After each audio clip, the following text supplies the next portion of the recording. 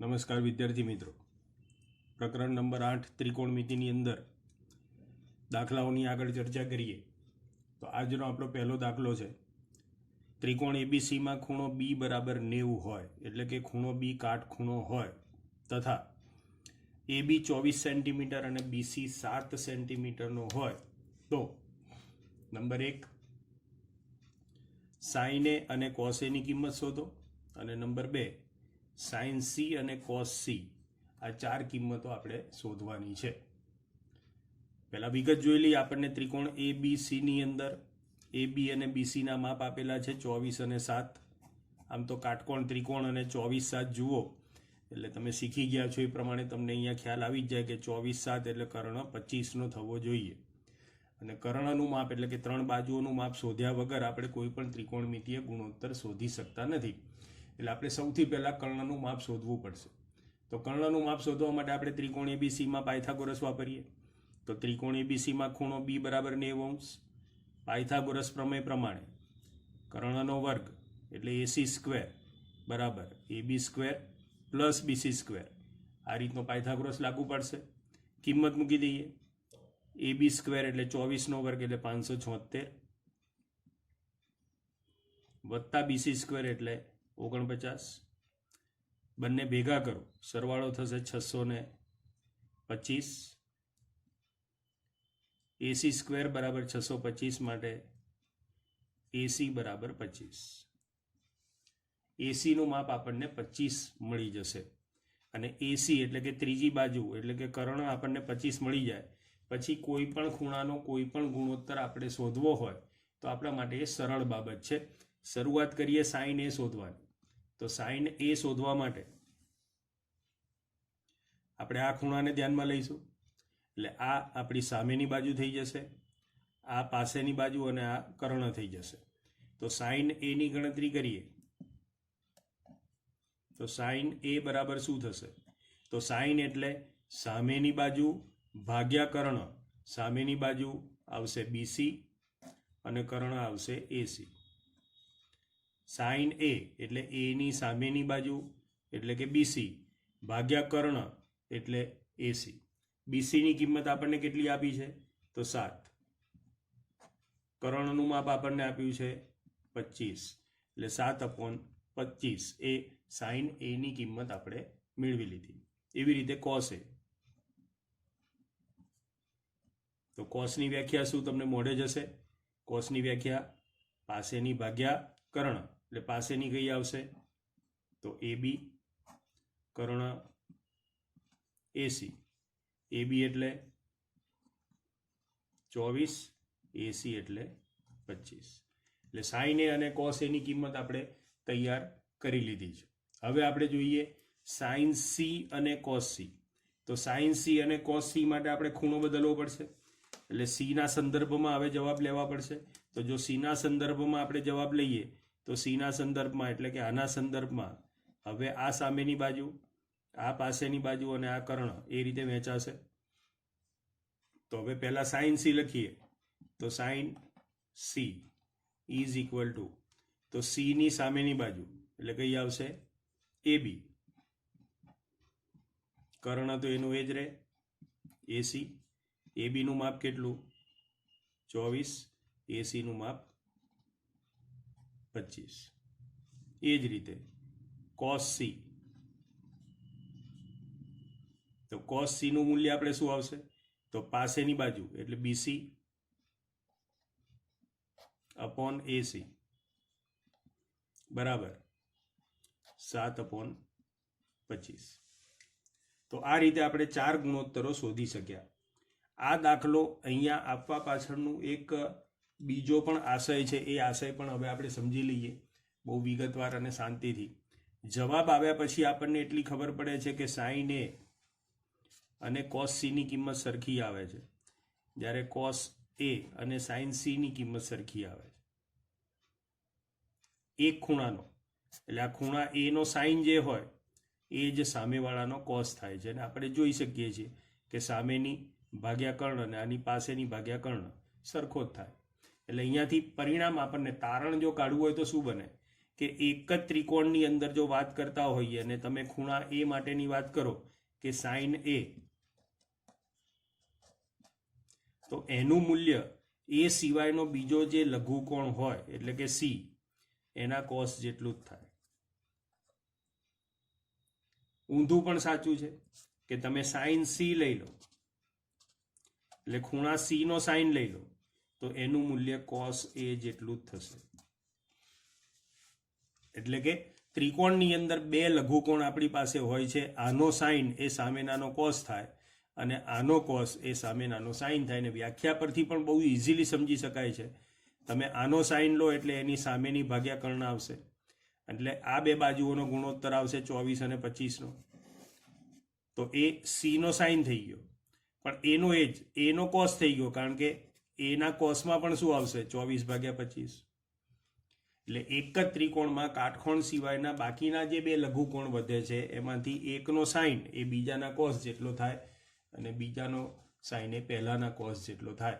આવું પરિણામ આ આકૃતિની અંદર રહેલા દાખલામાંથી આપણે સમજી શકીએ છીએ અને શોધી શકીએ છીએ. અને આવી જ રીતે તમે ધ્યાનથી જુઓ તો એકનો ટેન એ બીજાનો કોટ થશે, એકનો સેક એ બીજાનો કોસેક થશે. આ બધા પરિણામો એની મેતે જ અહીંયાથી સમજી શકાય એવા છે. તમે જેમ અહીંયા સાઇન અને કોસ શોધ્યા એ રીતે તમે રફમાં ટેન કોટ સેક કોસેક શોધીને જોજો કયા કયા મૂલ્યો સરખા આવે છે, તો પણ તમને જાતે એ પરિણામ સમજવામાં મદદ મળશે. આપણે એના પછીનો દાખલો જોઈએ આગળ. ચલો, એના પછીના દાખલાની અંદર આકૃતિ પરથી જ આપણને કોઈક મૂલ્ય શોધવાની સૂચનાઓ મળેલી છે. ત્રિકોણ PQRમાં ખૂણો Q કાટખૂણો છે, PQ 12 છે, PR 13 છે. QR નું માપ આપેલ નથી, આપણે શોધી શકીશું પાયથાગોરસથી. આકૃતિ પરથી tan P - cot R, tan P - cot R એનું મૂલ્ય કેટલું થાય એ આપણે શોધવાનું છે. એટલે મારે tan P પણ શોધવાનો છે અને cot R પણ શોધવાનો છે, અને પછી બંનેની બાદબાકી કેટલી આવે છે એ મારે શોધવી પડશે. એટલે સૌથી પહેલા આપણે પ્રયત્ન કરીશું tan P શોધવાનો, પછી પ્રયત્ન કરીશું cot R અને પછી બંનેની બાદબાકી. આપણે અહીંયા જોઈ લઈએ tan P શોધવો હોય તો આપણે શું જોઈશે? તો દાખલા તરીકે tan P શોધવો હોય તો આ ખૂણો P, તો tan એટલે સામેની બાજુ ભાગ્યા પાસેની બાજુ. cot R, તો cot R માં શું થશે? આનો R એટલે સામેની બાજુ, સોરી એની પાસેની બાજુ ભાગ્યા સામેની બાજુ. cot એટલે પાસેની ભાગ્યા સામેની, એટલે આમ તો એકની એક જ વાત આવવાની છે. એકનો tan બીજાનો cot થવાનો છે, બંનેનું મૂલ્ય સરખું જ છે, જવાબ 0 આવી જ જવાનો છે. હમણાં જ આગલા દાખલામાં શીખવાડ્યું. એકનો tan એ બીજાના cot જેટલો જ થાય, એકનો cot એ બીજાના tan જેટલો જ થાય, એટલે આનો tan એ જ આનો cot છે, એટલે P નો tan એટલે જ R નો cot, બંનેનું મૂલ્ય સરખું જ છે, તો પછી બાદબાકી 0 આવવી જ જોઈએ. એવું સમજાવવા માટે તમને આ પ્રકારનો દાખલો આપ્યો છે. બંને દાખલાઓની અંદર સંબંધ આ સમજાવવા માંગે છે તમને. એકનો સાઇન બીજાનો કોસ થાય, એકનો કોસ બીજાનો સાઇન થાય, એકનો tan બીજાનો cot થાય, એકનો sec બીજાનો cosec થાય, એકનો cosec બીજાનો sec થાય. આ બે વચ્ચેનો આ સંબંધ સમજાવવા માટે આ બે ઉદાહરણ આપણને આપ્યા છે. ગણતરી કરીને આપણે એને સાબિત કરી લઈએ. તો આ બાજુનું માપ કે જે આપણી પાસે નથી, સૌથી પહેલા એને શોધવા પ્રયત્ન કરીએ, અને એના માટે તમારે કાટકોણ ત્રિકોણમાં પાયથાગોરસ વાપરવાનો થશે.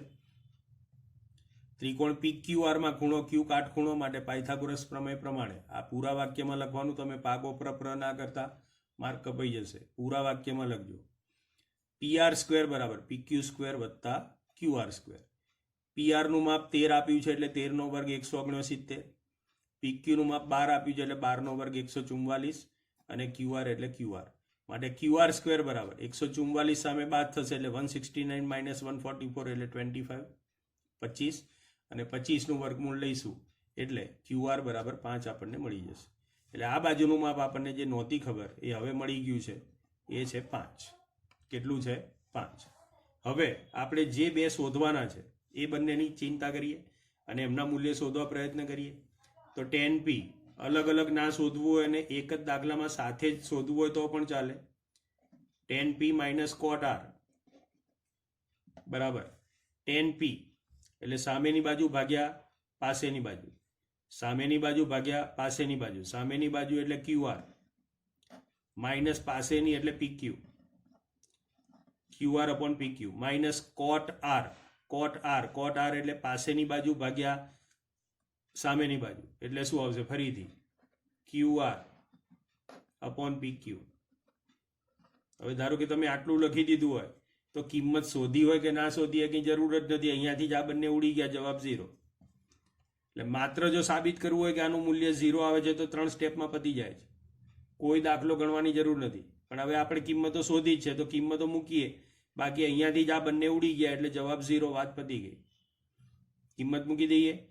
QR 5/13, પેલું પણ આવશે 5/13, બંને ઉડી ગયા, જવાબ 0. ફરીથી આપણે એવું સાબિત કરી દીધું. tan P minus cot R is equal to 0. એટલે ઇનડાયરેક્ટલી મેં એવું પણ સાબિત કર્યું કે tan P is equal to cot R. આ બંને દાખલાઓની અંદર જે હું સમજાવવા પ્રયત્ન કરું છું બરાબર સમજજો. એકનો tan બીજાનો cot થાય. જોડી કોની બને છે યાદ રાખજો. tan અને cotની પેર બની. આગળના દાખલામાં આપણે જોયું sin અને cosની પેર બની. એટલે sin નો cos, એકનો sin બીજાનો cos, એકનો tan બીજાનો cot થાય અને એકનો sec એ બીજાનો cosec થાય. તો પેર sin cosની બને છે, sec cosecની બને છે અને tan cotની પેર બને છે. બંને એકબીજાના ખૂણામાં લાગુ પાડી શકાય અને આને જ આપણે આગળ જતા કોટી કોણના ખૂણાઓ તરીકે ઓળખવાના છીએ.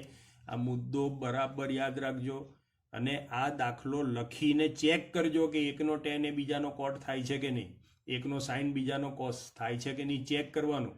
અને બધા ક્રોસ ચેક કર્યા પછી મગજમાં બરાબર ફિટ કરી લેવાનું કે P નો sin એટલે R નો cos, P નો sec એટલે R નો cosec, P નો tan એટલે R નો cot. અને એવું જ ઊંધું, R નું જે tan હોય તો P નો cot થાય. એ રીતે ઊંધું વિચારી લેવાનું. આપણે એના પછીનો દાખલો જોઈએ. એના પછીનો દાખલો. આ દાખલાની અંદર શું વિશેષતા છે તો જુઓ. sin A બરાબર 3/4 એવું આપી દીધેલું છે. એટલે કે ત્રિકોણમિતીય ગુણોત્તરની કિંમત આપી દીધી છે, એનું મૂલ્ય આપી દીધું. એના ઉપરથી cos A અને tan A ની ગણતરી કરી આપો. એટલે કે એક ત્રિકોણમિતીય ગુણોત્તર આપેલો છે, એના ઉપરથી બીજા બે ત્રિકોણમિતીય ગુણોત્તરો શોધો. એટલે એક પરથી બીજા ત્રિકોણમિતીય ગુણોત્તર શોધવાનો આ દાખલો થયો. શરૂઆત કરીએ આપણે ગણતરીની. તો આપણે જે જાણીએ છીએ એનો જો ઉપયોગ કરીએ તો આપણી પાસે આટલી માહિતી છે કે sin A ની કિંમત આપી છે. એટલે કોઈ એક ત્રિકોણ છે, એમાં ખૂણાનું માપ લઘુકોણ જે છે એનું નામ A છે. એટલે આપણે અહીંયા ત્રિકોણ ABC ધારી લઈએ છીએ કે જેમાં ખૂણો A લઘુકોણ છે અને ખૂણો B કાટકોણ છે એવું આપણે ધારી લઈએ છીએ. એ પ્રમાણે જો વિચારીએ તો sin A ની કિંમત આપણને આપેલી છે 3/4. તો sin A આપણી પાસે 3/4 છે. વ્યાખ્યા પ્રમાણે sin એટલે સામેની બાજુ ભાગ્યા કર્ણ. એટલે કે સામેની ભાગ્યા કર્ણ 3/4 થાય. સામેની બાજુ જો ખૂણા એના સંદર્ભમાં લઈએ તો BC છે અને કર્ણ AC છે. એટલે BC ભાગ્યા AC બરાબર 3/4. આટલી માહિતી આપણી પાસે થાય. હવે જો ગણતરી આગળ કરવી હોય તો આપણે લઈ લઈએ. ધારો કે કારણ કે પાયથાગોરસ વાપરવા માટે આપણી પાસે બંને બાજુના માપ હોવા જોઈએ, ગુણોત્તર નહીં. તો આપણે ધારી લઈએ. ધારો કે BC બરાબર 3K અથવા 3X અને AC બરાબર 4X. 3X અને 4X આવા બે માપ આપણી પાસે આવી ગયા છે. હવે આપણે પાયથાગોરસનો ઉપયોગ કરી શકીએ. તમે જો બરાબર જોવા માંગતા હો તો BC બરાબર 3X એટલે આ બાજુનું માપ 3X છે અને કર્ણનું માપ 4X છે. એટલે 3 અને 4 એવા માપ આપણી પાસે છે. ચલો કિંમત મૂકીએ. ત્રિકોણ ABC માં ખૂણો B બરાબર 90. માટે પાયથાગોરસ પ્રમેય પ્રમાણે AC² બરાબર AB² વત્તા BC². કિંમત મૂકીએ તો AC² એટલે 16x² બરાબર AB² એ ખબર નથી એટલે AB². BC² એટલે 3x² એટલે 9x². 9x² સામે બાદ કરીએ 16 માંથી 9 જાય એટલે 7x² is equal to AB². અને માટે AB બરાબર બધાના વર્ગમૂળ લઈએ તો 7 નું વર્ગમૂળ એટલે વર્ગમૂળમાં 7, x² નું વર્ગમૂળ એટલે x. તો આ AB નું માપ √7x આવું મળે છે. x નું વર્ગમૂળ નથી, x એ વર્ગમૂળની બહાર છે. એટલે AB નું મૂલ્ય આપણને મળે છે √7x. હવે કયા કયા મૂલ્ય શોધવાના આપણને કીધા છે તો ફરીથી જોઈ લઈએ. cos A અને tan A આ બંને શોધવાના છે. તો હવે cos A ની ગણતરી કરીએ. તો cos a બરાબર વ્યાખ્યા શું cos a એટલે બરોબર પાસેની ભાગ્યા કર્ણ, પાસેની ભાગ્યા કર્ણ, પાસેની એટલે ab ભાગ્યા કર્ણ એટલે ac, તો ab એટલે √7x અપોન ac એટલે 4x, xx ગયા એટલે cos a બરાબર √7 અપોન 4, cos a બરાબર √7 અપોન 4. હવે બીજી કઈ બાબત આપણે શોધવાની હતી? તો બીજું આપણે શોધવાનું છે tan a. cos a થઈ ગયો, હવે tan a શોધવાનો. તો tan a ની વ્યાખ્યા શું હતી આપણી પાસે? tan a, તો tan a એટલે સામેની ભાગ્યા પાસેની, એટલે bc અપોન ab.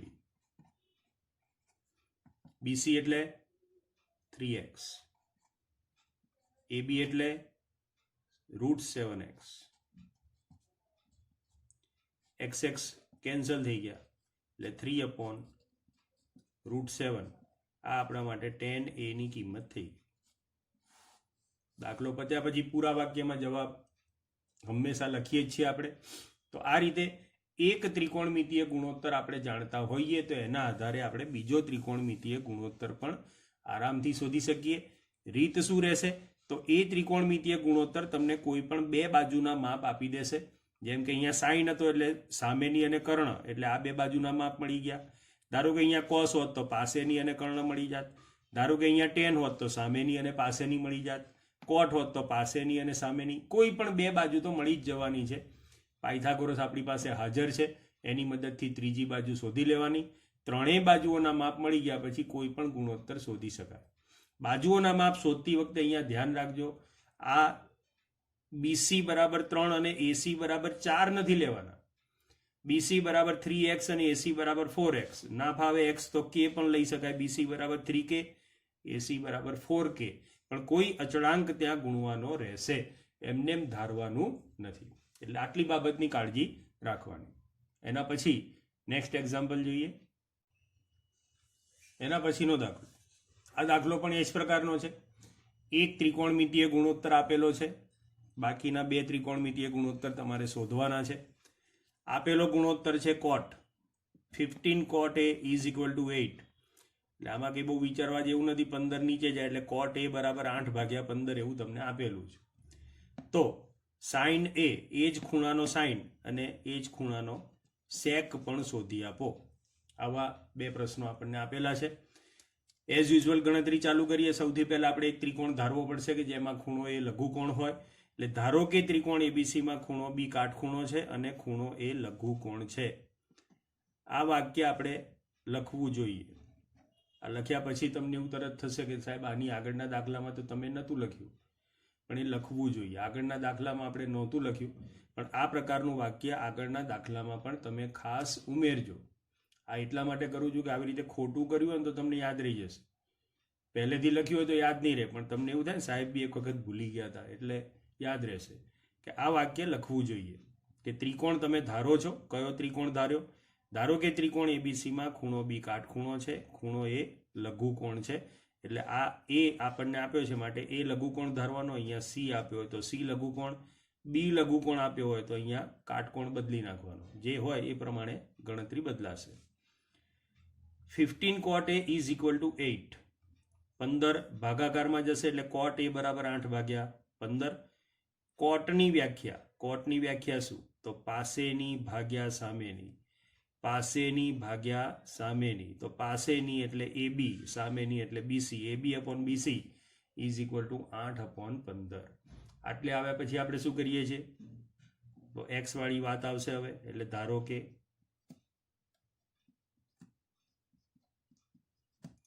AB બરાબર 8x અને BC બરાબર 15x. AB બરાબર 8x અને BC બરાબર 15x. હવે કિંમતો મૂકીએ તો ત્રિકોણ એબીસીમાં ખૂણો બી કાટખૂણો છે. પાયથાગોરસ પ્રમેય પ્રમાણે આ તો આપણું ટિપિકલ લખાણ છે, યાદ રહેવું જ જોઈએ. AC² બરાબર AB² પ્લસ BC². AB અને બીસી બંનેની કિંમત આપણને ખબર છે. એ બી એટલે 8x છે, એટલે એનો વર્ગ કરીશું એટલે 8નો વર્ગ કેટલો થાય? 64x² વત્તા બીસી સ્ક્વેર એટલે 15નો વર્ગ. 15નો વર્ગ કેટલો? 225x². બંને ભેગા કરો એટલે 289x². 289 એ 17નો વર્ગ છે. અને આમે જેમને જો પાયથાગોરસ ત્રિપુટી ખબર હોય તો એ બી એ 8x છે અને આ 15x છે, એટલે 15 8 તો 17ની ત્રિપુટી છે. 15 8 17 એટલે આ 17x આવવો જ જોઈએ, એ ખબર હોવી જ જોઈએ. એટલે 289 તો એસી શું આવે? 17x.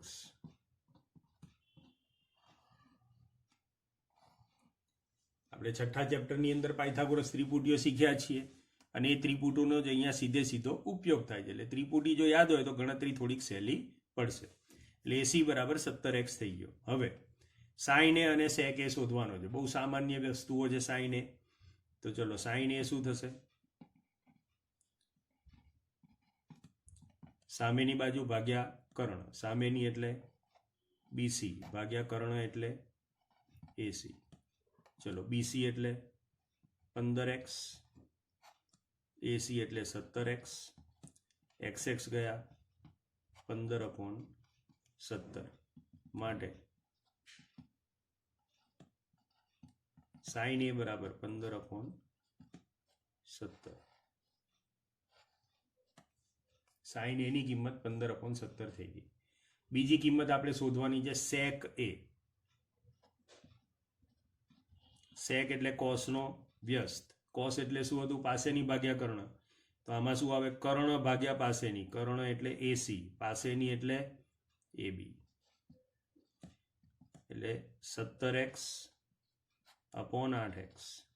xx ગયા 17/8. આ સેક એની કિંમત થઈ ગઈ માટે સેક એ બરાબર 17/8. તો આ રીતે એક ત્રિકોણમિતીય ગુણોત્તર પરથી બીજો ત્રિકોણમિતીય ગુણોત્તર ખૂબ સરળતાથી શોધી શકાતો હોય છે. તો આજે જે વિડીયોની અંદર મેં તમને શીખવાડ્યું એ આટલી જ વાત શીખવાડી કે એક ત્રિકોણમિતીય ગુણોત્તર પરથી બીજા કોઈ પણ ત્રિકોણમિતીય ગુણોત્તર શોધી શકાય. અને બીજી એક મહત્વની વાત મેં શીખવાડી એ શું શીખવાડી કે એક જ ત્રિકોણમાં આ બે લઘુકોણ જે છે એમાંથી એકનો સાઇન બીજાના કોસ જેટલો થાય, એકનો ટેન બીજાના કોટ જેટલો થાય, એકનો સેક બીજાના કોસેક જેટલો થાય, ઊંધું પણ સાચું. આ અગત્યની, ખૂબ અગત્યની આ બે બાબતો આજના વિડીયોમાં આપણે શીખ્યા છે.